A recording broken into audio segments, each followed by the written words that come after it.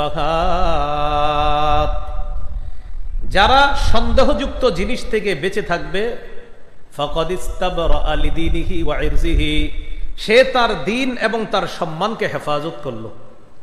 যেমন হালাল স্পষ্ট, যেমন বলেন তো মায়ের সাথে দেখা দেওয়া হালাল, বলেন মায়ের সাথে দেখা দেওয়া, স্ত্রীর সাথে দেখা দেওয়া, মায়ের সাথে দেখা দেওয়া, চাচির সাথে দেখা দেওয়া হারাম, বলেন চাচির সাথে দেখা দেওয়া, খালার সাথে দেখা দেওয়া হালাল, মামির সাথে দেখা দেওয়া হারাম। হালাল স্পষ্ট, হারাম স্পষ্ট। বলেন আপন বোনের সাথে দেখা দেওয়া হালাল, চাচাতো বোন মামাতো বোনের সাথে দেখা দেওয়া হারাম। এই হালাল হারাম স্পষ্ট, এর মাঝে আছে একটা সন্দেহযুক্ত।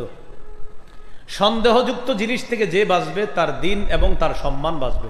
যেমন আজকের এই মাহফিলের না এখানে দেওয়া হয়েছে ওয়াজ দুয়ার মাহফিল লেখা। কি লেখা? কবরবাসীর রুহের মাগফিরাত কামনায় ওয়াজ দুয়ার মাহফিল। এখন আজকের এই মাহফিলের ব্যাপারে এই এলাকার ওলামায়ে কেরামকে আপনাদেরকে নিষেধ করছে এখানে আইসেন না? আচ্ছা, তাহলে এখানে লেখা কবরবাসীর রুহের মাগফিরাত কামনায় ওয়াজ দুয়ার মাহফিল, এটার বিরোধিতা কেউ করলো না। কিন্তু এরকম মাহফিল নামে আরো পোস্টার হয়, যেই মাহফিলের আগে পরে কিছু লেখা থাকে, ওই লেখা দেখা আশেপাশের মাদ্রাসা মসজিদের ইমাম খতিব ওলামায়ে কেরাম আপনাদেরকে নিষেধ করে, ভাই এখানে যায় না। কি শিখলাম? এই মাহফিলে কেউ নিষেধ করলো না, কিন্তু কিছু জায়গায় মাহফিল লেখা থাকে, বাকি আগে কিছু একটা লেখা থাকে, ওইটা লেখা থাকার পরে হুজুররা বলে ভাই এখানে যায় না। তো এই যে আপনাকে বললো এই মাহফিলে যায় না, তখন আবার এলাকার দেখবেন কিছু লোক বলবে না যাইলে সমস্যা নাই। তার মানে একটা মাহফিলের ব্যাপারে এমন হয়ে গেল যেখানে হক্কানি আলেমরা আপনাকে বলতেছে যায় না, আর অন্য টাইপের কোন বেদাতি কেউ আপনাকে বলতেছে এখানে যাওয়ার জন্য, তাহলে মাহফিল নাম আগে পরে কিছু একটু আছে, এই জন্য হক্কানি আলেমরা বলতেছে যায় না। এখন আপনি চিন্তা করলেন, আচ্ছা আমি কি যাবো না না যাবো? আমার পরামর্শ হলো আপনি কি করবেন দেখেন। আমার পরামর্শ হলো এখানে এক মাহফিলে যাওয়ার ব্যাপারে দল হয়ে গেছে কয়টা? দুইটা। এক দল বলতেছে যান, সমস্যা নাই কোনো, আরেক দল বলতেছে যায় না, এখানে গেলে উল্টাপাল্টা কথা বলবে, ইমানের খতরা আসতে পারে। এই তো আপনি বুদ্ধি করে চিন্তা করবেন, আচ্ছা এই মাহফিলে যদি আমি না যাই কি হবে? আমার না গেলে আমার নামাজের ক্ষতি হবে না, আমার রোজার ক্ষতি হবে না, আমার যাকাতের ক্ষতি হবে না, আমার হজের ক্ষতি হবে না, আমার কিচ্ছু হবে না, যেহেতু হক্কানি আলেমরা বলতেছে এখানে না যাওয়া ভালো।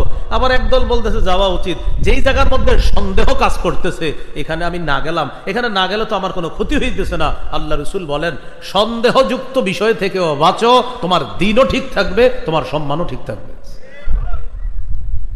এই জন্য সন্দেহের ছিটার মধ্যে সন্দেহ। ওলামায়ে কেরাম যদি বলে ভাই এখানে একটু দুর্গন্ধ আছে, যায় না ওখানে। আল্লাহ আমাদেরকে কথাগুলা বোঝার তৌফিক দান করেন। তো হাদিসটা এবার শুনি। ওয়ামান ওয়াকাআ ফিশ শুবহাত কারাইন ইয়ারআ হাওলাল হিমা ইউশিকু আইয়ুওয়াকিআ। এক বাদশার একটা দেয়াল আছে, দেয়ালের সামনে লেখা সংরক্ষিত এলাকা, এই এলাকার আশেপাশে ছাগল চড়ানো যাবে না, গরু চড়ানো যাবে না। ছাগল গরু চড়াইলে এই দেয়ালের ভিতরে ছাগল গরু ঢুকার সম্ভাবনা আছে। আপনি কি করলেন? বুদ্ধি করে গরু ছাগল তার দেয়ালের পাশে নিয়ে ঘাস খাওয়াইতেছেন, হঠাৎ একটা ছাগল দেয়ালের চিপা ফাঁকা পেয়ে ঢুকে গেছে ভিতরে। আগেই তো লেখা ছিল এই দেয়ালের পাশে গরু ছাগল চড়াবেন না, কেন চড়াইলেন? তাহলে বোঝা গেল দুনিয়াতে এরকম কিছু জায়গা থাকে যেখানে প্রবেশ করা নিষেধ, তাই ওখানে বলা হয় যে এখান থেকে 100 হাত দূরে থাকুন, 1000 হাত দূরে থাকুন। কেন? এটার কাছে আসলে ঝামেলা আসছে। রাসূলুল্লাহ সাল্লাল্লাহু আলাইহি সাল্লাম বলেন আলা ইন্না লিকুল্লি মালিকিন হিমা, প্রত্যেক বাদশার একটা সীমারেখা আছে। ওয়া ইন্না হিমাল্লাহি ফিল আরদি মাহারিমুহু, পৃথিবীতে আল্লাহর সীমারেখা হলো নিষিদ্ধ বিষয়গুলা। এই নিষিদ্ধ বিষয়গুলার ব্যাপারেও আল্লাহর বিধান হলো এটার কাছেও যায় না। রাখাল যেমন ওই দেয়ালের কাছে গেলে তার ছাগল দেয়ালের ভিতরে ঢুকে যাওয়ার সম্ভাবনা, এটার ভিতরে যে কোনো সমস্যা ঘটতে পারে। আল্লাহর হারাম বিষয়গুলার কাছে যদি তুমি যাও, হতে পারে ওই হারামের মধ্যে তুমি জড়িয়ে পড়বা। এই জন্য হারামের কাছে না যাওয়া। সন্দেহ যে ওখানে গেলে আমি কি হারাম কাজটা করে ফেলবো, সন্দেহ লাগতেছে, যান না, হতে পারে করে ফেলবেন। আপনার 10 বন্ধু গেছে খেলা দেখতে, হারাম খেলা, জুয়ার খেলা দেখতে গেছে। আপনি চিন্তা করলেন আমি একটু গিয়ে স্কোরটা যাই না, সে আমি খেলাটা দেখবো না, শুধু স্কোর জানবো। আপনি গেলেন, যাওয়ার পর বন্ধুদেরকে দূর থেকে জিজ্ঞাসা করতেছেন দোস্ত কি অবস্থা, এটা জিজ্ঞাসা করার জন্য গেছেন। বন্ধুরা লম্বা সময় এখানে জুয়া বাজির খেলা দেখবে। সেখানে বন্ধুদেরকে জিজ্ঞাসা করতে যাওয়ার, যখন জিজ্ঞাসা করবেন স্কোরটা, ওই টাইমে সবাই দিছে তালি, এরে ছক্কা। তখন আপনি আর সইতে পারেন নাই। ঘটনা কি? আজকে শেষবারের মতো একটু যাই, দেখি কি হয়। এই যে দেখেন, হারামের সীমা রেখার কাছে যাইতে নিষেধ করছে রাসূল সাল্লাল্লাহু আলাইহি ওয়াসাল্লাম। কেন? ওখানে যদি তুমি যাও, হতে পারে হারামের মধ্যে তুমি ডুবে যাবা। কথাটা কি বুঝে আসছে সবার? এই জন্য আল্লাহ পবিত্র কোরআনের মধ্যে বলেন, ওয়ালা তাকরাবুজ জিনা। আল্লাহ বলেন তোমরা জিনার নিকটবর্তী হয়েও না। বলে নাই জিনা করো না, বলছে জিনার কাছেও যাও না। বলে নাই জিনা করো না, বলছে এটার কাছেও যাও না। যদি এটার কাছাকাছিও যাও, হতে পারে এই শয়তান তোমাকে আসল জিনার মধ্যে লিপ্ত করায় দিবে। অথচ আমাদের পকেটে পকেটে এখন জিনার উপকরণ আছে। সহিহ বুখারীর বর্ণনা 6612 নম্বর হাদিস। قال رسول الله صلى الله عليه وسلم إن الله كتب على ابن آدم حظه من الزنا أدرك ذلك لا محالة। নিশ্চয়ই আল্লাহ আদম সন্তানকে জিনার পরীক্ষা দ্বারা পরীক্ষা করেন। ফাজিনাল আইনি আর নাজরু, চোখের জিনা হলো দেখা। ওয়াজিনাল লিসানাল মানতিক, মুখের জিনা হলো কথা বলা। ওয়ান নাফসু তামান্না ওয়া তাশতাহি, অন্তর কল্পনা করে, এটা অন্তরের জিনা। এবার আমার সাথে একটু বলেন, বলেন সরাসরি যা দেখা, সরাসরি যা দেখা হারাম। মোবাইলে তা দেখা হারাম। যাকে সরাসরি দেখলে চোখের জিনা হয়, তাকে মোবাইলে দেখলেও চোখের জিনা হয়। ঘটনাকে আওয়াজ কমে গেল কেন? আবার বলেন, যাকে সরাসরি দেখলে চোখের জিনা হয়, বলেন, তাকে মোবাইলে দেখলেও চোখের জিনা হয়, ভিডিও কলে দেখলেও চোখের জিনা হয়, নাটক সিনেমায় দেখলেও চোখের জিনা হয়। এখন নিজেরে প্রশ্ন করেন, কয়জন এটা থেকে বাঁচতেছে? রাসূলুল্লাহ সাল্লাল্লাহু আলাইহি সাল্লাম বলেন, লাআলামান্না আকওয়ামান মিন উম্মতি ইয়াতুনা ইয়াওমাল কিয়ামাতি বিহাসানাতিন আমসালি জিবালি তিহামা বাইদা ফায়াজআলুহা আল্লাহু হাবাআম মানসুরা। আমার উম্মতের একদল মানুষ যারা সরাসরি গুনাহ করে না, কিন্তু পর্দার আড়ালে তারা যখন যায় তখন ঠিকই ভয়ঙ্কর ভয়ঙ্কর গুনাহ করে। নবীজি বললেন, সাহাবীরা বললেন, হুজুর এরা কারা? নবীজি বলেন, এরা কিয়ামতের ময়দানে তিহামার সাদা পাহাড়ের মতো বড় বড় আমল নিয়ে উপস্থিত হবে। আল্লাহ তাদের আমলগুলা একদম বিক্ষিপ্ত ধূলিকণার মতো বানায় দিবে। সাহাবীরা বললেন, সিফহুম লানা ইয়া রাসূলুল্লাহ, হুজুর তাদের বর্ণনা একটু আমাদেরকে দেন তো, দেখি তারা কারা, আমরা যেন ওই শ্রেণীর না হই। নবী বললেন, তারা দেখতে তোমাদের মতো, তাদের চামড়া তোমাদের চামড়ার মতো।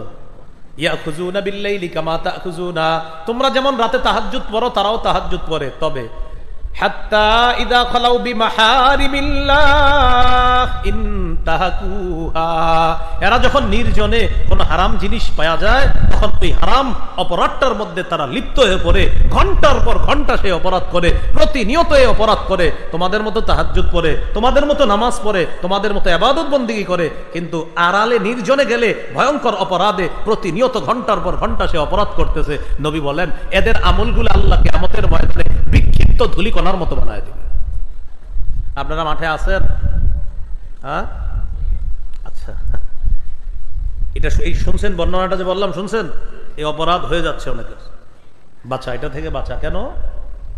সূরা আনামের 151 নম্বর আয়াতে আল্লাহ বলেন, ওয়ালা তাকরাবুল ফাওয়াহিশা মা যাহারা মিনহা ওয়া মা বাতান, তোমরা প্রকাশ্য অশ্লীলতার কাছে যেও না, গোপন অশ্লীলতার কাছেও যেও না। আয়াত দ্বারা বোঝা যায় প্রকাশ্যে অশ্লীলতাও হারাম, গোপনে অশ্লীলতাও হারাম। কি বললেন? প্রকাশ্য অশ্লীলতার কাছে যেও না, গোপন অশ্লীলতার কাছেও যেও না। সূরা আনআমের 151 নম্বর আয়াতে অনেকগুলা হারামের কথা আল্লাহ বলেন।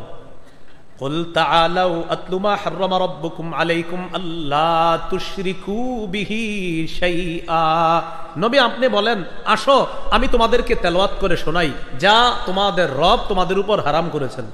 কি হারাম করেছেন? আল্লাহ তুশরিকু বিহি শাইআ, তোমরা রবের সাথে শিরিক করবা না, আল্লাহর সাথে শিরিক করা হারাম। ওয়াবিল ওয়ালিদাইনি ইহসানা, মা বাবার আনুগত্য করবা, তাদের নাফরমানি করবা না, মা বাবার নাফরমানি করা হারাম। ওয়ালা তাকতুলু আওলাদাকুম মিন ইমলাক, দারিদ্রতার ভয়ে সন্তান হত্যা করবা না, দারিদ্রতার ভয়ে সন্তান হত্যা করবা না। বুখারীর বর্ণনা, রাসূলুল্লাহ সাল্লাল্লাহু আলাইহি সাল্লামকে জিজ্ঞাসা করা হলো, হুজুর সবচেয়ে বড় পাপ কোনটি? রাসূলুল্লাহ সাল্লাল্লাহু আলাইহি সাল্লাম বললেন, আনতাদউ লিল্লাহি নিদ্দান ওয়া হুয়া খালাকাকা, তুমি তোমার রবের সাথে কাউকে সমকক্ষ হিসাবে ডাকা, অথচ আল্লাহ তোমাকে সৃষ্টি করেছেন। প্রশ্ন করলেন, হুজুর এরপর কোনটা? ফাকাল রাসূলুল্লাহ সাল্লাল্লাহু আলাইহি ওয়াসাল্লাম, আন তাকতুলা ওয়ালাদাকা মাখাফাতা আইয়াতআমা মাআক, তোমার সন্তান তোমার খাবারে অংশগ্রহণ করবে এই ভয়ে সন্তান হত্যা করা। তোমার সন্তান তোমার খাবারে অংশগ্রহণ করবে এই ভয়ে সন্তান হত্যা করা। বিষয়টা কি দাঁড়াইলো? এক সন্তানের পরে 10 বছর আর সন্তান হয় না। কেন হয় না? এক সন্তান হওয়ার পরে 10 বছর সন্তান হয় না, কেন হয় না? হয় না নাকি নিচ্ছেন না? যদি বিষয়টা এমন হয় দারিদ্রতার ভয়ে সন্তান নিচ্ছেন না, তো কিয়ামতের মাঠে দাগী 5 জন আসামির দ্বিতীয় নম্বরে দাঁড়ানোর জন্য তৈরি থাকেন। কিয়ামতের মাঠে দাগী আসামি হবে মোটা দাগে 5 জন, মানে প্রথম আরো হবে অনেক, এর মধ্যে 5 জন দাগী আসামির একজন হলো যে দারিদ্রতার ভয়ে সন্তান হত্যা করে। বিষয়টা একটা হলো আপনার স্ত্রীর সমস্যা, আপনার সমস্যা ডাক্তার বলে দিয়েছে, আরেক সন্তান যদি হয় তো এই সমস্যা হতে পারে, বাস্তবিক অর্থে দেখা গেছে অনেক সমস্যা, এটা একটা। আরেকটা হলো আপনি সন্তান নেন না এই ভয়ে যে ওরে কে খাওয়াবে, এই ভয়ে যদি সন্তান না নেন তাহলে কিয়ামতের মাঠে দাগী আসামি হিসেবে দাঁড়ানোর জন্য তৈরি থাকেন। মাঠে আছেন তো সবাই? তো এক সন্তানের পরে আরেকজন হয় না কেন? আল্লাহ তাআলা বলেন, নাহনু নারযুকুকুম ওয়া ইয়্যাহুম, তোমাদেরকে আমি রিজিক দেই, তোমাদের সন্তান যারা তাদেরকেও আমি আল্লাহ রিজিক দেই। তাহলে সন্তান হত্যা করা আপনারা বলেন হারাম, বলেন সন্তান হত্যা, আবার সন্তান হত্যা, জোরে সন্তান হত্যা। এরপরে আল্লাহ বলেন, ওয়ালা তাকরাবুল ফাওয়াহিশা মা যাহারা মিনহা ওয়া মা বাতান, প্রকাশ্য অশ্লীলতা গোপন অশ্লীলতার কাছেও তোমরা যেও না, এগুলা হারাম। ওয়ালা তাকতুলুন নাফসাল্লাতী হারামাল্লাহু ইল্লা বিল হক, অন্যায় ভাবে কোনো মানুষকে হত্যা করো না, অন্যায় ভাবে কোনো মানুষ হত্যা করা হারাম। যালিকুম ওয়াসাকুম বিহি লাআল্লাকুম তা'কিলুন, আল্লাহ তোমাদেরকে ওয়াজ করতেছে, ওসিয়ত করতেছে, নসিহত করতেছে যাতে তোমরা বুঝো। এরপর আল্লাহ বলেন, ওয়ালা তাকরাবু মালাল ইয়াতীমি ইল্লা বিল্লাতী হিয়া আহসানু হাত্তা ইয়াবলুগা আশুদ্দা, এতিমের সম্পদের কাছেও যেও না। বড় ভাই মারা গেছে, বড় ভাইয়ের 3টা এতিম সন্তান, ছোট ভাই চিন্তা করলো ওরা তো আমার ভাতিজা ভাতিজি, আমি নিজে বড় কইরা কলমের খোঁচায় যেমনি পারি ভাইয়ের সম্পদগুলো আত্মসাৎ করব। এই জাতীয় ফালতু চিন্তার অধিকারী মানুষ আপনাদের এলাকায় না থাকলেও পৃথিবীতে আছে, যারা আপন ভাইয়ের সন্তান এতিম সন্তানদের সম্পদটা আত্মসাৎ করার জন্য লালায়িত থাকে। তাদেরকে জানায়া দিবেন, ইন্নাল্লাযীনা ইয়াকুলুনা আমওয়ালাল ইয়াতামা যুলমা ইন্নামা ইয়াকুলুনা ফি বুতুনিহিম নারা, যারা অন্যায় ভাবে এতিমের সম্পদ ভক্ষণ করে তারা পেটে আগুন খায়। আগুন, বলেন তো যারা এতিমের সম্পদ খায় তারা কি খায়? আগুন খায়। এটা হারাম, এতিমের সম্পদ ভক্ষণ করা যাবে না। আল্লাহ তাআলা এরপরে বলেন, ওয়াউফুল কাইলা ওয়াল মিজানা বিল কিসত, ওজন করবা মাপবা যখন ইনসাফের সাথে মাপবা, সাবধান ওজনে কম দেওয়া হারাম, মাপে কম দেওয়া হারাম, এগুলা আমি আল্লাহ হারাম করেছি। আল্লাহ তাআলা এগুলা হারাম করে দিয়েছে, নবীরে বলছে আপনি তেলাওয়াত করে আপনার উম্মতকে শোনায়া দেন, আমি আল্লাহ এগুলা হারাম করছি। এরপর আল্লাহ বলেন, ওয়া ইযা কুলতুম ফা'দিলু ওয়ালাউ কানা যা কুরবা, কথা বললে ইনসাফের সাথে বলবা, যদিও তোমার নিকট আত্মীয় হয়। তিনি আমার নিকট আত্মীয়, এখন আমি একটা কথা বলবো, কথা বলার সময় আমার মাথায় যেন এটা না আসে আমার আত্মীয়ের পক্ষেই কথাটা বলি না। আল্লাহ বলেন যেটা ইনসাফ সেটাই বলবা, সেটা তোমার আত্মীয়ের পক্ষে যাক বিপক্ষে যাক। তাহলে কি শিখলাম? কথা বলার সময় অন্যায় বলা হারাম, আত্মীয় স্বজন দেখেও যদি অন্যায় কথা বলেন এটা কি হবে? হারাম। হ্যাঁ হারাম, এটা আল্লাহ হারাম করেছে। এরপরে আল্লাহ বলেন, ওয়াবিআহদিল্লাহি আউফু, আল্লাহর ওয়াদা পুরা করো। আল্লাহ পাক রব্বুল আলামিনের সাথে যে ওয়াদা এটা পুরা করো। আল্লাহ আমাদের রব, রবের সাথে আমরা ওয়াদাবদ্ধ, তার হালালগুলা মেনে নিব, হারামগুলা বর্জন করবো, এগুলো আমাদের পূরণ করতে হবে। আল্লাহর ওয়াদা পূরণ না করা এটা হারাম। আল্লাহ তাআলা আমাদেরকে আল্লাহর হারামকৃত বিষয়গুলা থেকে বেঁচে থাকার তৌফিক দান করেন। এবার চলেন হারামের মধ্যে কিছু হারামের সম্পর্ক কথার সাথে, প্রিয় ভাইয়ের একটু বলতে হবে, হারামের কিছু সম্পর্ক কিসের সাথে বলেন? যেমন মিথ্যা কথা বলা হারাম, মিথ্যা কথা বলা কি হারাম। একটু মন দিয়ে শোনেন, সহিহ বুখারীর বর্ণনা 6094 নম্বর হাদিস। এই হাদিসটা শোনানোর আগে আমি আপনাদেরকে বলছি, এই যুগে যদি কেউ চান যে আবু বকর সিদ্দিক রাদিয়াল্লাহু তাআলা আন, আবু বকর তার উপাধি যেমন সিদ্দিক, আল্লাহ তাআলা আপনি যদি চান এই যুগেও আপনার নামের পিছনে সিদ্দিক লেখা হোক, হাদিস দ্বারা প্রমাণ হয় এই যুগেও কোনো মানুষ চাইলেই আল্লাহর কাছে সে সিদ্দিক নামটা লেখাইতে পারে। সাথে সাথে মনে রাখবেন, মিথ্যা নবুয়ত দাবিদার তার নাম মুসাইলামাতুল কাযযাব।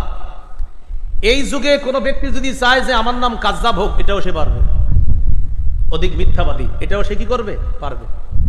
সহিহ বুখারীর 6094 নম্বর হাদিস। قال رسول الله صلى الله عليه وسلم إن الصدق يهدي إلى البر وإن البر يهدي إلى الجنة। রাসূলুল্লাহ সাল্লাল্লাহু আলাইহি ওয়াসাল্লাম বলেন, সত্য কথা পুণ্যের রাস্তা দেখায়, পুণ্য জান্নাতের রাস্তা দেখায়। ইন্নার রাজুলা লা ইয়াসদুকু ওয়া ইয়াতাহাররা সিদকা হাত্তা ইয়াকুনা সিদ্দীকা। কোন মানুষ যখন সত্য কথা বলে, উঠতে সত্য, বসতে সত্য, মুআমালাত মুআশারাতে সত্য, ব্যবসা করে সত্য কথা বলে, কোনো কিছু ক্রয় করে সত্য কথা বলে, তার জীবনটা সত্য আর সত্য, নবী বলেন এক পর্যায়ে তার নামটা আল্লাহর খাতায় সিদ্দিক বলে লিপিবদ্ধ হয়ে যায়। কি বলে? তাহলে দেখেন প্রিয় ভাইয়েরা, এই যুগে আমরা চাইলে আমাদের নামটা সিদ্দিক লেখাইতে পারি আল্লাহর কাছে। এরপরে নবী বলেন, ওয়া ইন্নাল কাযিবা ইয়াহদি ইলাল ফুজুর ওয়া ইন্নাল ফুজুরা ইয়াহদি ইলান নার। পাপাচার, মিথ্যা কথা পাপাচারের রাস্তা দেখায়, পাপাচার জাহান্নামের রাস্তা দেখায়। ইন্নার রাজুলা লা ইয়াকযিবু ওয়া ইয়াতাহাররাল কাযিবা হাত্তা ইউকতাবা ইনদাল্লাহি কাযযাবা। মানুষ মিথ্যা কথা বলে, মিথ্যা বলতে বলতে এক পর্যায়ে তার নামটা আল্লাহর খাতায় কাযযাব, মুসাইলামা মিথ্যা নবুয়ত দাবিদার যেমন কাযযাব, এই যুগেও কোনো মানুষ মিথ্যা বলতে বলতে বলতে বলতে তার নাম আল্লাহর খাতায় কাযযাব বলে লিপিবদ্ধ হয়ে যায়। বলি নাউযুবিল্লাহ। প্রিয় ব্যবসায়ী ভাইয়েরা, পণ্য বিক্রি করার সময় মিথ্যা কথা বলবেন না। ওই যে বললাম 5 জন দাগী আসামি, এই 5 জনের মধ্যে সেও একজন হবে যে ব্যক্তি মিথ্যা শপথ করে পণ্য বিক্রি করে। রাসূলুল্লাহ সাল্লাল্লাহু আলাইহি সাল্লাম বলেন, কিয়ামতের ময়দানে 3 ব্যক্তির দিকে আল্লাহ রহমতের দৃষ্টি দিবে না। এর মধ্যে একজন হলো ওই ব্যক্তি যেই ব্যক্তি পণ্য মিথ্যা কথা বলে বিক্রি করে। কোন বর্ণনা আসছে যে ব্যক্তি দান করে খোটা দেয়, যে ব্যক্তি লুঙ্গি টাকনুর নিচে রাখে, এদের দিকে আল্লাহ তাআলা তাকাবেন না কিয়ামতের মাঠে। কি টাকনুর নিচে রাখে? এদের দিকে আল্লাহ তাআলা কিয়ামতের ময়দানে তাকাবেন না। এখন তো এটা আমরা কিছু ভাবি না, মনেই করি না। নামাজে গেলে দেখ মাশাআল্লাহ তাও উঠায়, আল্লাহ বাঁচাইছে যে নামাজের সময় উঠায়, না উঠাইলে কি করার ছিল? মানুষ ভাবে টাকনু শুধু নামাজের সময় না, মুসলমানের টাকনু এটা সর্ব অবস্থায় আপনার টাকনুর উপরে কাপড় পরা। মুসলমানের টাকনুর উপরে কাপড় পরতে হবে শুধু নামাজের সময় না, সর্ব অবস্থায়। তো যাই হোক, মিথ্যার শপথ করে পণ্য বিক্রি করলে খবর আছে। হাদিসে আসছে সৎ ব্যবসায়ী কিয়ামতের ময়দানে নবী সিদ্দিকদের সাথে থাকবে। কিন্তু যে ব্যক্তি মিথ্যা কথা বলে পণ্য বিক্রি করে, এর অবস্থা খুব খারাপ হবে। ভাই জুতার দাম কত? 1200, 1150 দেই। আল্লাহর কসম কিনে আছে 1160 করে। কত করে? তো 1160 হইলে তো এটা 1150-এর নিচে বলা ঠিক হবে না আমার। আর 1160 কিনে আছে, তো বলতে হলে আমার 1160-এর উপরে বলতে হবে। এখন আপনি যে কসম করলেন 1160 করে কিনা, তাই 1200 বেচবেন, বিক্রি করলেন। কারণ উনি পাইকারি দোকানে গিয়ে খোঁজ নিল এই জুতা 300 করে কিনে আনছেন, তার মানে মিথ্যা কথা বললেন 400 টাকা, আরো বেশি 400-900 টাকা মিথ্যা কথা বললেন। এই যে মিথ্যা কথা বললেন, এটার জন্য আপনি আল্লাহর দরবারে দাঁড়ানোর জন্য তৈরি থাকেন। মানে মিথ্যা কথা বলাটা একদম ইজি, কোনো ব্যাপারই মনে করে না, একদম সহজে মিথ্যা কথা বলে দিচ্ছেন আপনি। আপনারা কিন্তু বেজার হবেন না, এই কথা তাদের গায়ে নেবেন যারা মিথ্যা কথা কয়ে ব্যবসা করেন। যদি মিথ্যা কথা বলেন আপনার, হ্যাঁ ওয়াজ আপনাকে করতেছে। আমি আবার বলছি, এখানে যদি কোনো মিথ্যাবাদী ব্যবসায়ী থাকেন তো ওয়াজ আপনার জন্য, ঠিক হয়ে যান। তো মিথ্যা কথা বলতে বলতে তার নাম আল্লাহর খাতায় কাযযাব লিপিবদ্ধ হয়ে যায়। আল্লাহর হস্তে মিথ্যা কথা বলেন না। এবার আসেন আরেকটা হাদিস শুনিয়ে। হাদিস শোনার আগে আগে আমার সাথে একটা বাংলা বলেন। বলেন, রাসূলুল্লাহ সাল্লাল্লাহু আলাইহি ওয়াসাল্লামের কাছে সবচেয়ে অপছন্দনীয় বিষয় ছিল কেউ নবীর সামনে মিথ্যা বলা। বলেন তো আমাদের নবীর কাছে সবচেয়ে অপছন্দনীয় বিষয় কোনটা ছিল? মিথ্যা বলা। তিরমিজির হাদিস 1973 নম্বর হাদিস, 1973 এই হাদিসের মধ্যে আছে عن عائشة الصديقة رضي الله تعالى عنها قالت ما كان خلق أبغض إلى رسول الله صلى الله عليه وسلم من الكذب আম্মাজান আয়েশা সিদ্দিকা রাদিয়াল্লাহু তাআলা আনহা বলেন, রাসূলুল্লাহ সাল্লাল্লাহু আলাইহি ওয়াসাল্লামের কাছে মিথ্যা বলার চাইতে অধিক অপছন্দনীয় বিষয় আর কোনো কিছু ছিল না। কোন ব্যক্তি যদি নবীর সামনে মিথ্যা কথা বলতেন, ফামা ইয়াজালু ফি নাফসিহি হাত্তা ইয়ালামা আন্নাহু ক্বাদ আহদাসা মিনহা তাওবা, আল্লাহ নবী ভুলতেই পারতেন না। কোন ব্যক্তি যদি মিথ্যা কথা বলতেন, তার ব্যাপারটা নবী মন থেকে সরাইতে পারতেন না।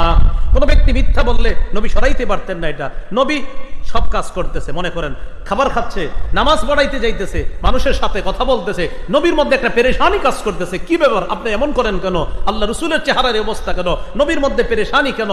তখন জানা যায় যে এক ব্যক্তি নবীর সামনে মিথ্যা কথা বলছে, এটা নবী কোনোভাবেই বলতে পারতেছে না।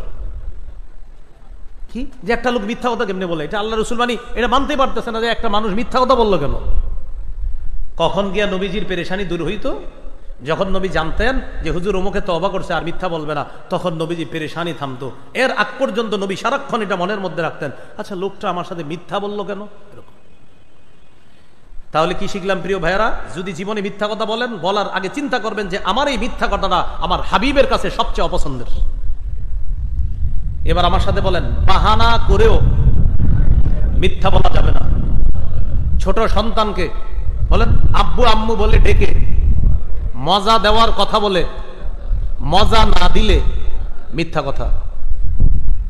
ছোট সন্তানকে ডাক দিছেন, আব্বু এদিকে আসো, আম্মু এদিকে আসো, তোমারে মজা দিমু। আসছে, আসার পর হাত খুলা মজা দেন নাই, মিথ্যা কথা আপনার নামে একটা লেখা হয়ে যাবে সাথে সাথে। আবু দাউদ, আসলেই তো ঠিক, হাদিসে আসছে তো ঠিক তো হবেই। আবু দাউদের হাদিস 4991 নম্বর হাদিস। এই হাদিসের বর্ণনাকারী আব্দুল্লাহ ইবনে আমির রাদিয়াল্লাহু তাআলা তিনি বলেন, দাআতনি উম্মি ওয়া রাসূলুল্লাহ সাল্লাল্লাহু আলাইহি ওয়াসাল্লাম কাঈদুন ফি বাইতিনা। আমার আম্মা আমাকে ডাকলেন, আল্লাহ রাসূল আমাদের বাসায় বসা। আমার আম্মা আমাকে ডেকে বললেন, হা তাআল উতিকা, আব্বু এদিকে আসো, তোমাকে কিছু দিব। নবীজি আমার আম্মাকে বললেন, মা আরাদতি আন তুতিহি, এই তুমি তোমার ছেলেরে কি দিতে চাও? ওই মহিলা জবাব দিলেন, উতিহি তামারান, হুজুর আমি তাকে খেজুর দিব। রাসূলুল্লাহ সাল্লাল্লাহু আলাইহি সাল্লাম বললেন, তুমি কি আসলে খেজুর দিবা? তুমি যে ডাকছো খেজুর আসলে দিবা? লাউলাম তুতিহি শাইআ কুতিবাত মিনকি ইনদাল্লাহি কাযিবা, তুমি তোমার সন্তানকে কিছু দিবে বলে ডাকার পর যদি তুমি তাকে কিছু না দাও, আল্লাহর খাতায় তোমার নামে একটা মিথ্যা কথা লেখা হবে। প্রিয় ভাইয়ারা বলেন তো, জীবনে এই ভুলটা কত করছি? আসো এদিকে আসো, কিছু দিব। মোরগ মুরগি কুকুর বিড়ালের সাথে ধোকাবাজি করবেন না। হাতে ধান চাউল নিয়ে মোরগ মুরগিরও ডাইকেন নামনে, কাছে আইসা চাউল দিলেন না, কিছু দিলেন না, এই মোরগের সাথে ধোকাবাজি করেন না, মুরগির সাথে এটা করেন না। হাতে কিছু রাইখা যদি ডাক দেন, আসার পর কিছু দিয়ে দিয়েন। আর যদি হাতে কিছু না থাকে, একটা বিড়ালরে আপনি কাটা বুঝায় ডাক দিলেন, মেও মেও করে একটা হাতে কাটা নিয়ে বললেন আসো এদিকে কাটা দিব, আসার পর ওরে কাটা দিলেন না, এই কাজ করবেন না, আপনার নামে মিথ্যা কথা লেখা হবে। কি শিখলাম বলেন? বাহানা করেও কি করা যাবে না? মিথ্যা বলা যাবে না। এবার আরেকটা শিখেন, বলেন ক্ষুধা পেটে রাইখা, এই কথা বলা যাবে না। ক্ষুধা নাই, যদি ক্ষুধা রাইখা বলি ক্ষুধা নাই, বলেন বলেন বলেন, ক্ষুধা নাই, মিথ্যা কথা। পেটে আপনার ক্ষুধা আছে, কেউ যদি আপনাকে বলে খাইতে বসেন, আর তখন যদি বলেন না ভাই ক্ষুধা নাই, কিন্তু আসলে ক্ষুধা আছে, আপনার পেটের মধ্যে দুইটা জিনিস একত্রিত হবে, ক্ষুধা মিথ্যা। দলিল ইবনে মাজাহ 3298, 3298 নম্বর হাদিস। এই হাদিসের মধ্যে আসছে আসমা বিনতে ইয়াজিদ রাদিয়াল্লাহু তাআলা আনহার বর্ণনা। তিনি বলেন, উতিয়া রাসূলুল্লাহ সাল্লাল্লাহু আলাইহি ওয়াসাল্লাম বিতাআম, আল্লাহ নবীর সামনে খাবার আনা হলো। আনার পর আমরা যারা আল্লাহ নবীর সামনে, আমরা বললাম লা নাশতাহি, খাবারের আমাদের চাহিদা নাই। নবীর সামনে খাবার আনা হলো, আমরাও ছিলাম, আমরা বললাম আমাদের খাবারের চাহিদা নাই।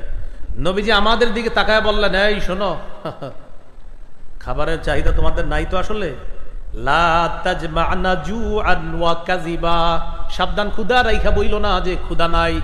ক্ষুধা রাইখা যদি বলো ক্ষুধা নাই, খাবারের প্রতি চাহিদা নাই, তাহলে তোমার পেটে দুইটা জিনিস জমা করলা, একটা মিথ্যা জমা করলা আর একটা তুমি ক্ষুধা জমা করলা। ক্ষুধা রাইখা যদি বলো ক্ষুধা নাই, এক পেটে খিদা রাখলা, খিদা রাইখা দুনিয়াতে কষ্ট পাইলা, আর একটা মিথ্যা পেটে ঢুকাইলা, এটার কারণে আখেরাতে কষ্ট পাবা। এখন বলেন এই ভুলটাও আমাদের হয় কিনা? আমার অনেক সময় বলে ফেলি, খিদা থাকলে কোন আল্লাহর ওলি বুজুর্গ যদি বলে আপনারে ভাই খান, কারণ আমরা অনেক সময় লজ্জায় বুজুর্গদের সামনে খাইতে চাই না, কিন্তু পেটে খিদা আছে, বিসমিল্লাহ কইরা বরকত হিসাবে শুরু করে দিবেন। হ্যাঁ, বিসমিল্লাহির রহমান, হুজুর বলছে বিসমিল্লাহির রহমান, খানা শুরু করে। হ্যাঁ, একটু আদব বজায় রাখেন, সামনে সমস্যা নেই, আপনি একটু ভদ্রভাবে বৈশা, হুজুর বলছে খান, তো আপনার পেটে খিদা আছে, বিসমিল্লাহির রহমান শুরু করে দেন। মিথ্যা কথা বলা যাবে না। আর যদি বলেন খাবেন না, বললেন যে হুজুর এখন খাবো না পরে খাবো, এটা বলেন, কিন্তু বললেন না যে ক্ষুধা নাই, আসলে তো ক্ষুধা আছে, প্রচুর ক্ষুধা। এই টাইমে আপনার সামনে হুজুরে বিরিয়ানি দিছে, বলেন বিরিয়ানির ঘেরানে কার মন না চায় বিরিয়ানি খাইতে? ওই টাইমে আপনারা বলছে খান, আপনি বললেন ক্ষুধা নাই। কি সুন্দর মিথ্যাটা যে পেটে ঢুকাইলেন। বিরিয়ানির সময় যদি ক্ষুধা রাইখা বলেন ক্ষুধা নাই, তাহলে মিথ্যা কথাটার পাওয়ারটা কত বেশি হয়। তো ভাই, যদিও বিষয়টা একটু হাসির মতো মনে হচ্ছে, কিন্তু আমরা এই ভুলগুলা অহরহর করে থাকি। তাহলে ক্ষুধা মিথ্যা এক পেটে একত্রিত করা যাবে না। আল্লাহ তাআলা আমাদেরকে এইভাবে এই জাতীয় মিথ্যা থেকে হেফাজত করেন। এবার আমার সাথে বলেন, মানুষকে হাসানোর জন্য বলেন মিথ্যা কথা বলা যাবে না। প্রয়োজনে সঠিক কথা বলে হাসানো দোষণীয় নয়। মিথ্যা বলে হাসানো যাবে না, সত্য বলে আপনি হাসান। ইসলাম সত্য বলে হাসানো শিখাইছে। যেমন আপনাদেরকে একটু হাসাই, বুখারীর একটা হাদিস শোনাই, হাসি দেওয়ার জন্য রেডি হন। হ্যাঁ, বেশি জোরে হাসি দেন না, একটু হালকা আপনার মুস্কি হাসবেন। এবার হাসবেন, হাসি আসবে শিওর, কিন্তু শোনেন। বুখারীর বর্ণনা, রাসূলুল্লাহ সাল্লাল্লাহু আলাইহি সাল্লামের কাছে এক সাহাবী আসলেন। আসার পর বললেন, ওয়াকাতু আলা ইমরাআতি ফি রমাদান, ইয়া রাসূলুল্লাহ, রমজান মাসে আমার দ্বারা এমন কিছু হয়ে গেছে যেটা রমজানের বাহিরে বৈধ কিন্তু রমজানে অবৈধ। এখানে অনেক বাচ্চারা আছে, এই জন্য আমি বাংলাটা এইভাবেই বললাম। বাংলাটা আপনারা আশা করি বুঝতে পারছেন যে ইয়া রাসূলুল্লাহ, রমজানের বাহিরে যে বিষয়টা হালাল, ওই কাজটা রমজানে হারাম হয়, এরকম কিছু একটা আমার হয়ে গেছে, আমি এখন কি করব? আশা করি বুঝে আসছে সবার। তো রাসূলুল্লাহ সাল্লাল্লাহু আলাইহি সাল্লাম বললেন, গোলাম আজাদ করে দাও। সাহাবী বললেন, হুজুর আমার টাকা পয়সা নেই গোলাম আজাদ করার মতো। নবীজি বললেন, আতইম সিত্তিনা মিসকিনা, তাহলে 60 জন মিসকিনকে খাওয়ায়া দাও। সাহাবী বললেন, হুজুর টাকা পয়সাই নাই, আমি 60 জনকে খাওয়াবো কেমনে? রাসূলুল্লাহ সাল্লাল্লাহু আলাইহি সাল্লাম বললেন, তাহলে সুম শাহরাইনি মুতাতাবিআইন, টানা 2 মাস রোজা রাখো, মানে 60টা, মাঝে একটাও ভাঙা যাবে না। 59 নাম্বারটা ভেঙে ফেললে আবার 60টা রাখতে হবে, কথার কথা। তিনি জবাব দিলেন, হুজুর আমার উযর আছে, আমার দ্বারা 60টা সম্ভব হবে না টানা। তাহলে গোলাম আজাদও পারবে না, 60 জন মিসকিনকেও খাওয়াতে পারবে না, আবার টানা 60টা রোজা রাখতেও পারবে না, উযর আছে। নবীজি বললেন, দেখি কি করা যায়। ইতিমধ্যে নবীজির কাছে এক ব্যাগ খেজুর আসছে হাদিয়া। খেজুর আসার পর নবীজি বললেন, আচ্ছা ওই ব্যক্তি কোথায় যিনি মাত্র আমার কাছে মাসালা জানতে চাইলা? উনি বললেন, হুজুর আসি। নবীজি বললেন, নাও খেজুরগুলা নাও, তাসাদ্দাক বিহা, এগুলা সদকা করে দিবা, আল্লাহ তোমাকে মাফ করে দিবে। তিনি বললেন, হুজুর কারে সদকা করুন? নবীজি বললেন, তোমার চেয়ে গরিব যারা। এবার আপনারা মন দিয়ে শোনেন কি বলে। কয়, হুজুর এই 2 বর্ডারের মাঝে যে এলাকাটা আছে, আমার চেয়ে তো গরিব আর কেউ নেই। এই যে একটা হাসি দিচ্ছেন না আপনারা, সব হয়েছে আল্লাহ রসুল ঠিক এই কথাটা শুনে একটা হাসি দিছে, নবীর সামনের পাটের দাঁতগুলা দেখা গেছে। এই জন্য এখানে আমাদের উস্তাদরা পড়াইতেন, উস্তাদ হাসতেন, আমাদেরকে হাসাইতেন। এই হাসিতে আল্লাহ সওয়াব দেয়, আর মিথ্যা বলে হাসাবেন যেটা, সেটা দেয় গুনাহ হবে। বুঝে আসছেনি কথাটা? তো রাসূলুল্লাহ সাল্লাল্লাহু আলাইহি সাল্লাম এটা শুনে হাসলেন। হাসার পর বললেন, তো কি করা? ফানতুম ইজান, নেও খেজুরগুলা নাও, তোমরাই ঘরে গিয়ে খাও, যাও। তোমার সে গরিব কেউ নাই, এখন তুমি নাও, ঘরে গিয়ে তোমরাই খাও। তাহলে ভাই আমরা গুরুত্বপূর্ণ একটা কথা শিখলাম, হাসির ছলেও মিথ্যা বলবো না, কাউকে হাসানোর জন্য আমরা মিথ্যা কথা বলবো না। তিরমিজির হাদিস 2315 নম্বর হাদিস। এই হাদিসের মধ্যে রাসূলুল্লাহ সাল্লাল্লাহু আলাইহি সাল্লাম বলেন, ওয়াইলুল লিল্লাযী ইউহাদ্দিসু বিল হাদিসি লিইউদহিকা বিহিল কওম ওয়াইলুন লাহু ওয়াইলুন লাহ। রাসূলুল্লাহ সাল্লাল্লাহু আলাইহি সাল্লাম বলেন, ওয়াইলুন, ওই ব্যক্তির জন্য ধ্বংস যে ব্যক্তি ইউহাদ্দিসু কথা বলে, ফায়াকযিবু আর মিথ্যা কথা বলে, লিইউদহিকা বিহিল কওম মানুষকে হাসানোর জন্য মিথ্যা কথা বলে, ওয়াইলুন লাহু ওয়াইলুন লাহ, তার জন্য ধ্বংস, তার জন্য ধ্বংস, তার জন্য ধ্বংস যে মানুষকে মিথ্যা কথা বলে হাসানোর জন্য।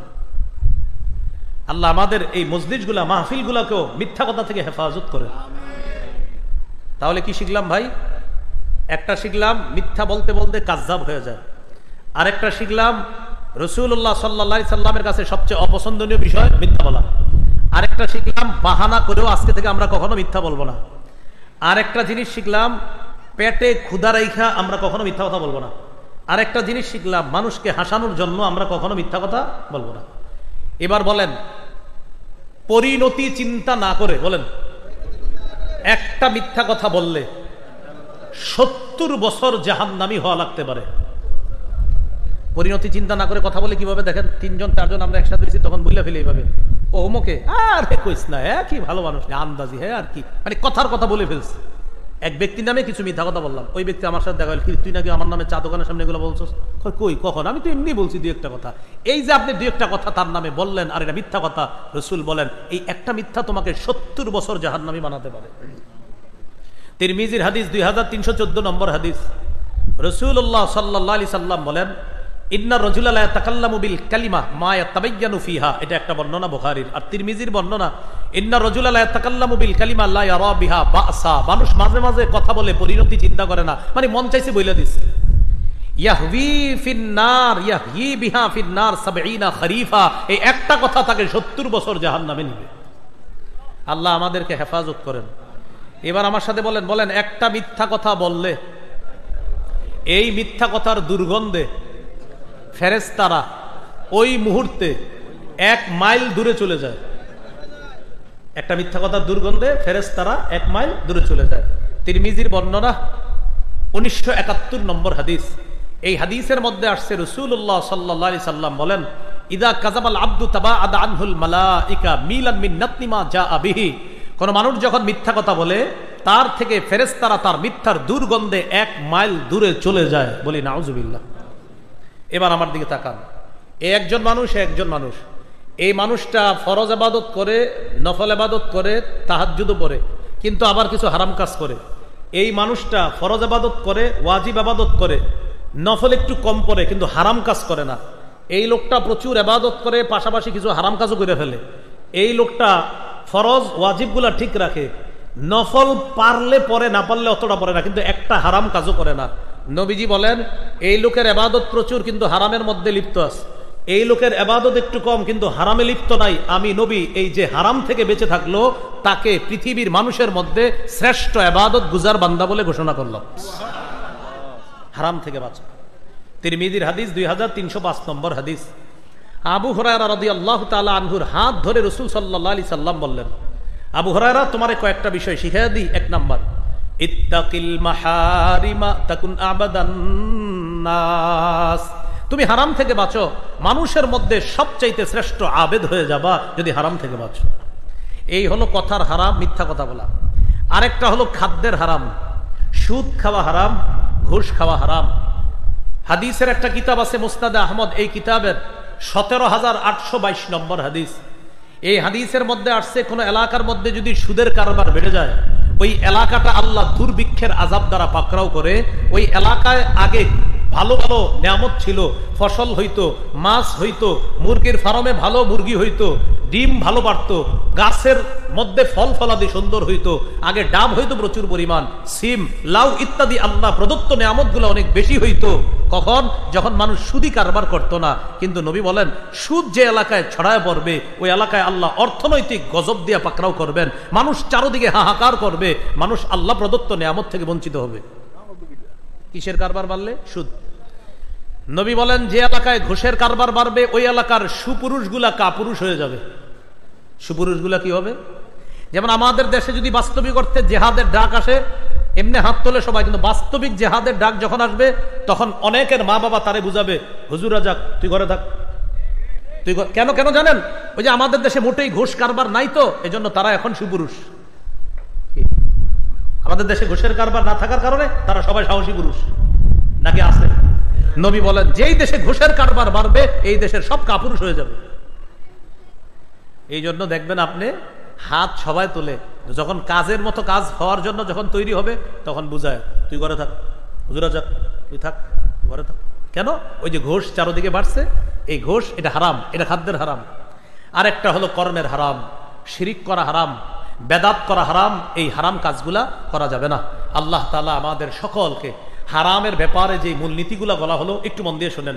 আল্লাহর হালাল, আল্লাহর হারাম। 2 নাম্বার, আল্লাহর হালালকে হারাম করার অধিকার কারো নাই। 3 নাম্বার, রাসূলুল্লাহ সাল্লাল্লাহু আলাইহি সাল্লামের কোন বিষয় হারাম করাটা আল্লাহর হারাম করার মতোই হারাম হয়ে যায়। এখান থেকে একটা গুরুত্বপূর্ণ জিনিস আপনারা শিখছেন, নামাজের কথা কোরআনে আছে। রাসূলুল্লাহ সাল্লাল্লাহু আলাইহি ওয়াসাল্লামের একটি হাদিস আপনাদের সামনে পেশ করলাম। আয়াত হাদিস সামনে রাখলে যে বিষয়টি আমাদের সামনে ফুটে ওঠে সেটা হলো হালাল হারাম। হালাল হারামের ক্ষেত্রে মূলনীতি হলো আল্লাহ তাআলা যা হালাল করেছেন তা হালাল, আল্লাহ যা হারাম করেছেন তা হারাম। এগুলো 1 নম্বর কথা। হাদিসের একটা কিতাব আছে, নাম সিলসিলাতুল আহাদিসিস সহিহা। এই কিতাবের 2256 নম্বর হাদিসের বর্ণনা, মা আহাল্লাল্লাহু ফি কিতাবিহি ফাহুয়া হালাল ওয়া মা হাররামা ফীহি ফাহুয়া হারাম। আল্লাহ তাআলা তার কোরআনের মধ্যে যা হালাল করেছেন তা হালাল, আল্লাহ তার কিতাব কোরআনের মধ্যে যা হারাম করেছেন তা হারাম। সূরা বাকারার 187 নম্বর আয়াতে আল্লাহ বলেন, তিলকা হুদুদুল্লাহি ফালা তাকরাবুহা। এগুলা আল্লাহর সীমারেখা, নিষেধ বিষয়গুলা এগুলা আল্লাহর সীমারেখা। আল্লাহ বলেন এগুলার কাছেও যায় না। নিষেধ কাজ তো করাই যাবে না, আল্লাহ বলেন এটার কাছেও যায় না। করা তো দূরের কথা, কাছেও যেও না। এই হলো 1 নম্বর কথা। 2 নম্বর কথা, আল্লাহর হালালকে হারাম করার অধিকার কারো নাই। সহিহ বুখারীর বর্ণনা, 5267 নম্বর হাদিস। রাসূলুল্লাহ সাল্লাল্লাহু আলাইহি ওয়াসাল্লামের স্ত্রী আয়েশা সিদ্দিকা রাদিয়াল্লাহু তাআলা আনহা থেকে বর্ণনা, তিনি বলেন, কানা রাসূলুল্লাহ সাল্লাল্লাহু আলাইহি ওয়াসাল্লাম ইয়ামকুসু ইনদা যায়নাব ইবনাতি জাহাশ রাদিয়াল্লাহু তাআলা আনহা ওয়া ইয়াশরাবু ইনদাহা আসালা। রাসূলুল্লাহ সাল্লাল্লাহু আলাইহি ওয়াসাল্লাম তার স্ত্রী জয়নব রাদিয়াল্লাহু তাআলা আনহার কাছে কিছু সময় অবস্থান করতেন এবং তার কাছে মধু পান করতেন। আমরা এখানে যারা আছি সবাই জানি মধু হালাল না হারাম। আম্মাজানরা ভালোবাসার প্রতিযোগিতা করতেন, কে বেশি আল্লাহ রসুলকে ভালোবাসতে পারে, কে বেশি নবীজির সংস্রব গ্রহণ করতে পারে। এইটা আম্মাজানদের প্রতিযোগিতা ছিল। সেই ধারাবাহিকতায় আয়েশা রাদিয়াল্লাহু তাআলা আনহা বলেন, তাওয়াসাইতু আনা ওয়া হাফসা আন্না আইয়াতানা দাখালা আলাইহা নবী সাল্লাল্লাহু আলাইহি ওয়াসাল্লাম ফালতাকুল ইন্নী আজিদু মিনকা রিহা মাগাফির আকালতাল মাগাফির। আমি এবং হাফসা পরামর্শ করলাম, রাসূলুল্লাহ সাল্লাল্লাহু আলাইহি ওয়াসাল্লাম আমাদের 2 জনের যার কাছে আগে প্রবেশ করবে সে নবীকে বলবে, আপনার মুখ থেকে মাগাফিরের গন্ধ পাই, আপনি কি মাগাফির খেয়েছেন? নবীজি তার আরেক স্ত্রী জয়নব রাদিয়াল্লাহু তাআলা আনহার কাছে অবস্থান করতেন, সেখানে মধুপান করতেন। আম্মাজান আয়েশা এবং হাফসা রাদিয়াল্লাহু তাআলা আনহুমা তারা পরামর্শ করলেন, আমাদের 2 জনের যার কাছে নবী আগে আসবে সে নবীকে বলবে, আপনার মুখ থেকে মাগাফিরের গন্ধ পাচ্ছি, আপনি কি মাগাফির খেয়েছেন? উদ্দেশ্য হলো যেন নবীজি এরকম বেশি বেশি ওখানে না যায়। ফাদাখালা আলা ইহদাহুমা, 2 বিবির একজনের কাছে রাসূলুল্লাহ সাল্লাল্লাহু আলাইহি সাল্লাম প্রবেশ করলেন। ফাকালাত লাহু যালিকা, পরামর্শ অনুযায়ী ওইটাই বললেন, ওই যে আপনি কি মাগাফির খেয়েছেন? আপনার মুখ থেকে মাগাফিরের গন্ধ পাই। ফাকালা রাসূলুল্লাহ সাল্লাল্লাহু আলাইহি ওয়াসাল্লাম লা বাল শারিবতু আসালা, আমি তো মাগাফির খাই নাই, আমি মধুপান করেছি। তার মানে তোমরা আমার মুখ থেকে মাগাফিরের গন্ধ পাও, একটা গন্ধযুক্ত খাবার আর কি, মাগাফিরের গন্ধ পাও? তো বললেন হ্যাঁ ঠিক আছে, ফালান আউদালা, আজকের পর আমি আর কখনো কিছুতেই এই মধু আর পান করব না, যেহেতু এটার থেকে মাগাফিরের গন্ধ আসে, আর আমার মুখ থেকে গন্ধ আসলে ফেরেশতারা তো আমার কাছে আসবে না। এই জন্য আল্লাহ রাসূল সাল্লাল্লাহু আলাইহি সাল্লাম কাঁচা পেঁয়াজও খাইতেন না। তো নবীজির এটা বলছেন, নবীজি কি বললেন? আজকের পর থেকে আমি আর মধুপান করব না। আল্লাহ তাআলা আয়াত নাজিল করে দিলেন, ইয়া আইয়ুহান নাবিয়্যু লিমা তুহাররিমু মা আহাল্লাল্লাহু লাক, হে নবী, আল্লাহ যা হালাল করেছেন আপনি কেন তা নিজের জন্য হারাম করেন? মধু আপনার জন্য হালাল, এখান থেকে মাগাফিরের কোনো গন্ধটন্ধ আসে না, এটা ঠিকই আছে, মধুই, এটা আপনার জন্য হালাল। পরে আছে আয়াত আছে দুইজনকের ব্যাপারে আল্লাহ বলেছিলেন তওবা করার জন্য, পরে দুজন তওবা করেছেন। তো যাই হোক, আল্লাহ তাআলা বলে দিলেন হাবিব, মধু আমি আল্লাহ হালাল করেছি, আপনি কেন এটা হারাম করবেন? এখান থেকে বুঝলাম আল্লাহর হালালকে হারাম করতে কেউ পারে না। এ হলো 2 নাম্বার মূলনীতি। 3 নাম্বার, রাসূলুল্লাহ সাল্লাল্লাহু আলাইহি সাল্লাম যা হারাম করেন, আমাদের নবীর হারাম করাটাও আল্লাহর হারাম করার মতোই বিধান হিসাবে সাব্যস্ত হয়। সুবহানাল্লাহ। যেমন ইবনে মাজাহ হাদিসের কিতাব 12 নম্বর হাদিস, এই হাদিসের মধ্যে আছে রাসূলুল্লাহ সাল্লাল্লাহু আলাইহি ওয়াসাল্লাম বলেন, ইউশিকুর রাজুলু মুত্তাকিআন আলা আরিকাতিহি, এমন একটা সময় আসবে যখন মানুষ সিংহাসনের মধ্যে হেলান দিয়ে বসা থাকবে, ইউহাদ্দাসু বিহাদিসিম মিন্নি, তার সামনে আমার হাদিস পেশ করা হবে। তখন ওই ব্যক্তি বলবে, বাইনানা ওয়া বাইনাকুম কিতাবুল্লাহ, আমাদের মাঝে তোমাদের মাঝে আল্লাহর কোরআন আছে, কোরআন থাকতে হাদিসের কি প্রয়োজন? আওয়াজ দিয়ে বলি নাউযুবিল্লাহ। রাসূলুল্লাহ সাল্লাল্লাহু আলাইহি ওয়াসাল্লাম বলেন, সত্তর এমন একটা জামানা আসবে যেই জামানায় মানুষ সিংহাসনের মধ্যে হেলান দিয়ে বসা থাকবে, ওই জামানায় ওই ব্যক্তির সামনে আমার হাদিস পেশ করা হবে, সে বলবে আমাদের মাঝে তোমাদের মাঝে আল্লাহর কোরআনই যথেষ্ট, হাদিসের আবার কি প্রয়োজন? বলি নাউযুবিল্লাহ। ফামা ওয়াজাদনা ফীহি মিন হালালিন ইস্তাহলালনা ওয়া মা ওয়াজাদনা ফীহি মিন হারামিন হারামনা, কোরআনে যেটা আমরা হালাল পাই সেটা হালাল হিসাবে গ্রহণ করলাম, কোরআনে যেটা হারাম পাই সেটা হারাম হিসাবে গ্রহণ করলাম। কথা কিন্তু সুন্দর, কি বলে? কোরআনের হালালকে হালাল মানলেই তো হলো, কোরআনের হারামকে হারাম মানলেই তো হলো, হাদিসের কি প্রয়োজন? এখান থেকে আমার সাথে একটু বলেন, কোরআনের হালালকে আমরা হালাল মানি কিনা? কোরআনের হারামকে আমরা হারাম মানি কিনা? তো তারাও বলতেছে কি, কোরআনের হালালকে হালাল মানি, কোরআনের হারামকে হারাম মানি, বাস এতটুকুই যথেষ্ট, হাদিসের কোনো প্রয়োজন নাই, এটা তাদের বক্তব্য। রাসূলুল্লাহ সাল্লাল্লাহু আলাইহি সাল্লাম বলেন, আলা ওয়া ইন্নামা হাররামা রাসূলুল্লাহ সাল্লাল্লাহু আলাইহি ওয়াসাল্লাম মিসলু মা হাররামাল্লাহ, শোনো, আমি নবী যেটা হারাম করি, আমার হারাম করাটা আল্লাহর হারাম করার মতোই হারাম হিসাবে সাব্যস্ত হয়ে যায়। তাহলে কি শিখলাম? শুধু কোরআন না শুধু হাদিস, না কোরআন হাদিস? যারা বলে শুধু কোরআন মানাই যথেষ্ট, হাদিসের প্রয়োজন নাই, তাদের গভীর একটা চক্রান্ত হলো উম্মতকে বেনামাজি বানানো। কি বানানো? প্রশ্ন হতে পারে কেন? কোরআনে আছে আকিমুস সালাত, তোমরা সালাত কায়েম করো, নামাজ পড়ো। কিভাবে নামাজ পড়বা এটা কোরআনে নাই। কোরআনে আছে ইয়া আইয়ুহাল্লাযীনা আমানুর কাউ, হে ঈমানদারগণ তোমরা রুকু করো। কিভাবে রুকু করো এটা কোরআনে নাই। কোরআনে আছে ওয়াসজুদু, তোমরা সেজদা করো। কিভাবে সেজদা করো এটা কোরআনে নাই। কোরআনে আছে ওয়াবুদু রাব্বাকুম, রবের ইবাদত করো। কিভাবে করো এটা কোরআনে নাই। কোরআনে আছে নামাজ পড়ো, তাই নামাজ পড়া ফরজ, কিন্তু ফজরের নামাজ 2 রাকাত ফরজ, এটা হাদিসে আছে।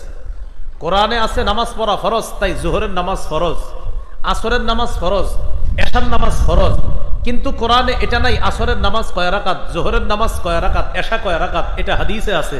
জোহরের নামাজ 4 রাকাত, আসর 4 রাকাত, এশার নামাজ 4 রাকাত। কোরআনে আছে নামাজ পড়া ফরজ, তাই মাগরিব পড়া ফরজ, কিন্তু মাগরিব 3 রাকাত ফরজ, এটা হাদিসে আছে। তাই শুধু কোরআন না, শুধু হাদিস না, কোরআন এবং হাদিস। যারা বলে শুধু কোরআন, তারা প্রকারান্তরে হাদিস অস্বীকার করার কারণে তাদের ঈমান চলে যাবে এবং উম্মতকে তারা কৌশলে বেনামাজি বানানোর একটা ষড়যন্ত্র চালায়। বলেন তো কোরআন, সবাই বলেন তো কোরআনে কি আছে? নামাজ পড়ো। ফজরের নামাজ 2 রাকাত, এটা কোথায় আছে? মাশাআল্লাহ। কোরআনে আছে নামাজ পড়ো। জোহর যে 4 রাকাত, এটা কোথায় আছে? কোরআনে আছে নামাজ পড়ো। আসরের নামাজ 4 রাকাত, এটা কোথায় আছে? কোরআনে আছে নামাজ পড়ো। মাগরিব 3 রাকাত, এটা কোথায় আছে? কোরআনে আছে নামাজ পড়ো। এশা 4 রাকাত, এটা কোথায় আছে? তাই কোরআন হাদিস দুইটা আলাদা না? কোরআন এবং হাদিস উভয়টা মানতে হবে। এই হলো আপনার শুধু কোরআন মানার যারা দাবি করে, ওদের এই হলো ষড়যন্ত্র। তাহলে কি শিখলাম? আমাদের নবী কোনো বিধান, এটাও আল্লাহর বিধানের মতোই বিধান হয়ে যায়। যেমন ফজরের নামাজ ফরজ, কিন্তু 2 রাকাত ফরজ, এটা আমাদের নবী সাল্লাল্লাহু আলাইহি সাল্লাম আমাদেরকে জানিয়ে দিয়েছেন। জোহরের নামাজ ফরজ, তবে জোহর যে 4 রাকাত ফরজ, আসর 4 রাকাত ফরজ, এশার নামাজ 4 রাকাত ফরজ, মাগরিব 3 রাকাত ফরজ, এটা আমাদেরকে কে জানায় দিছে? নবীজি। এবার আমার সাথে বলেন, বলেন হাদিস হলো কোরআনের বাস্তব ব্যাখ্যা। এবার আমার সাথে বলেন, কোরআনে আছে তোমরা নামাজ পড়ো। কোরআনের ব্যাখ্যা হাদিসে আছে। ফজর 2 রাকাত, কোরআনে আছে তোমরা নামাজ পড়ো। কোরআনের ব্যাখ্যা হাদিসে আছে। জোহর আসর এশা 4 রাকাত, কোরআনে আছে তোমরা নামাজ পড়ো। কোরআনের ব্যাখ্যা হাদিসে আছে মাগরিব 3 রাকাত। তাহলে শুধু কোরআন, শুধু হাদিস না কোরআন হাদিস? মাশাআল্লাহ, আশা করি বুঝতে পারছেন। তাহলে 1 নাম্বার আল্লাহর হালাল, আল্লাহর হারাম। 2 নাম্বার আল্লাহর হালালকে হারাম করার সাধ্য কারণে।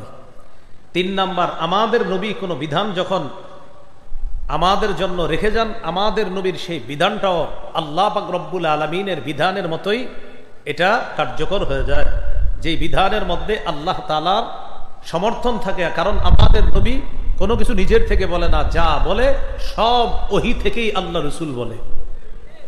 আল্লাহ আমাদেরকে কথাগুলো মনে রাখার তৌফিক দান করেন। 4 নাম্বার কথা, হালাল স্পষ্ট, হারাম স্পষ্ট। হালাল হারামের মাঝে কিছু বিষয় আছে অস্পষ্ট।